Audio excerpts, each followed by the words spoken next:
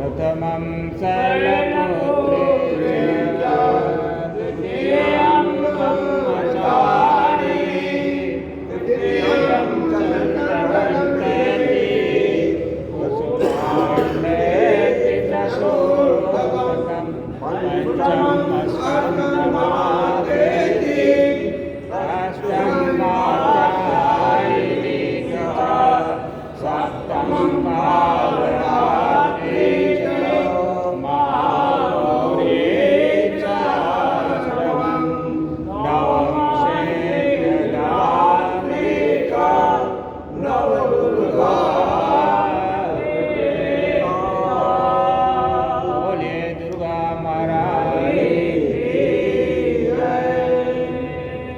कालरात्रि सप्तम तिथि 7वें दिन का विधान है, जिसमें माँ कालरात्रि की पूजा की जाती है।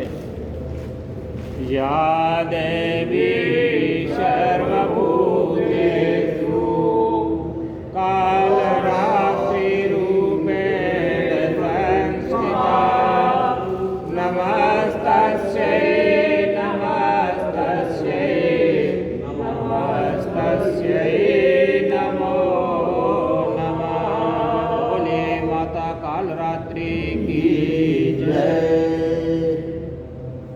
दुर्गा सप्तशती में वर्णन आता है कि माता कालरात्रि की उत्पत्ति रक्त बीज नाम के वध राक्षस का वध करने के लिए माँ दुर्गा ने पार्वती की सहायता से, माता पार्वती की सहायता से इनका प्रादुर्भाव किया।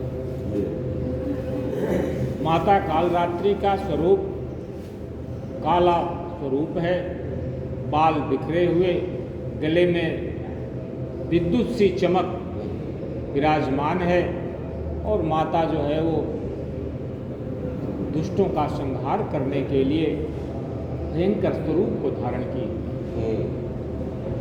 रक्त बीज के विषय में ऐसा वर्णन आता है कि शुंभ निशुंभ ने इनको, सेनापति था उनका, और उसके अंदर ये गुण था कि उसका एक भी रक्त अगर जमीन पे गिर जाए तो एक दूसरा रक्त बीज और पैदा हो जाता। युद्ध के मैदान में जब उसके सर को देवी ने काटा तो उस तरह से अनेकों रक्त बीज पैदा होने लग गए।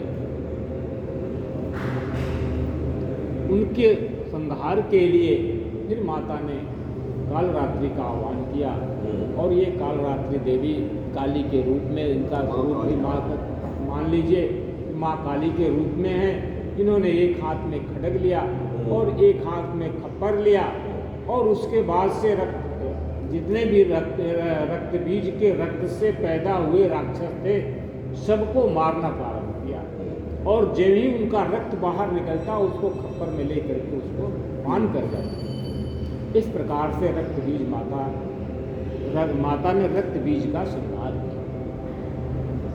कालरात्रि की पूजा आज नवरात्र के 7वें दिन की है। अब हमारे यहाँ बहुत से लोग ऐसे भ्रम में पड़ गए कि कालरात्रि मतलब बहुत खतरनाक देवी है, लेकिन ऐसा नहीं है। आज के परिवेश में माता कालरात्रि की पूजा करने से आपके अंदर जिस प्रकार के नेगेटिव नकारात्मक ऊर्जा जो व्याप्त होगी उनका श्रृंगार करने के लिए माता कालरात्रि की पूजा की जाती है। नकारात्मक मतलब बहुत से ऐसे लोग हैं जिनका पूजा भूत, प्रेत, पिशाच, शाकने, डाकने, टोना, टोटका, इस तरह के कार्य वो लोग, बहुत ऐसे लोग हैं जो करते हैं। तो कहते हैं कि जब ऐसे लोग का परिवेश बने और इन सब चीज़ों से जब मुक्ति प्राप्त कराने वाली एक कौन सी देवी हैं, वह है कालरात्रि। भूत प्रेत से, टोना टुटका से, किए कराए से, इस तरह के जो नेगेटिव, नकारात्मक लोग, नकारात्मक ऊर्जा अगर किसी व्यक्ति के ऊपर पड़ जाए तो उसके संहार के लिए अगर किसी की आवश्यकता होती है तो माता कालरात्रि होती है। इनकी उपासना से, इनके आवाहन से, इनका पूजा करने से इस तरह के जो आपके ऊपर अगर कोई छाया आ गया, कोई असर हो गया, उसका निवारण हो जाता है। दूर डर के भाग जाएंगे। माता कालरात्रि की पूजा इसके लिए की जाती है। दूसरी एक बात और आज मैं और बताऊं कि नवरात्रि के अंतर्गत शारदीय नवरात्रि में जब मूल नक्षत्र आता है तो उस नक्षत्र में माता सरस्वती का कहा जाता है कि उनका प्रादुर्भाव हुआ था। तो अक्सर ये मूल नक्षत्र नवरात्रि में पंचमी तिथि को आती है, लेकिन इस बार आज सप्तमी तिथि को आ रही है। तो इस मूल नक्षत्र में माता सरस्वती का विशेष आवाहन करके विशेष पूजा करने का प्राविधान हमारे यहाँ बताया है कि इस समय में मूल नक्षत्र में माता का आवाहन करें, उनका षोडशोपचार पूजन करें, सफ़ेद वस्त्र, सफ़ेद पुष्प, सफ़ेद मिष्ठान उनको भोग लगावें और पूर्वाषाढ़ में उनकी भी पूजा करें। पूर्वाषाढ़ मतलब दूसरे दिन, पूर्वाषाढ़ नक्षत्र जब आ जाए तो उसमें भी उनकी विशेष पूजा करें, उनके मंत्र का जाप करें। उत्तराषाढ़ में उनके लिए विशेष हवन और बलि को प्रदान करें। सात्विक बलि जो है उसमें नारियल की बलि दी जाती है, तो नारियल के बलि से हवन करें। और जब श्रवण नक्षत्र लगे तो श्रवण नक्षत्र जाके कब लगता है? विजयदशमी के दिन। तो श्रवण नक्षत्र में फिर माता का विसर्जन करें।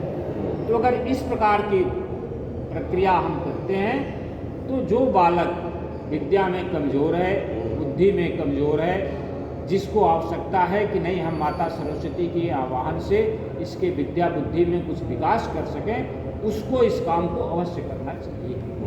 माता सरस्वती के बीज मंत्र का जितना हो सके, क्योंकि मैंने कल भी बताया था कि बीज मंत्र का जब हमारे यहाँ कम से कम 108 बार तो करना ही चाहिए, लेकिन अगर किसी से 108 नहीं हो पाता है तो 11 बार, 21 बार, 51 बार, जितना भी हो सके उसका जप करें। और इन 4 दिन में माता का विशेष पूजन करके उनका आवाहन हवन करके विसर्जन करें तो विद्या और बुद्धि में उसको बहुत विकास और बहुत लाभ होता है। बोलिए माता सरस्वती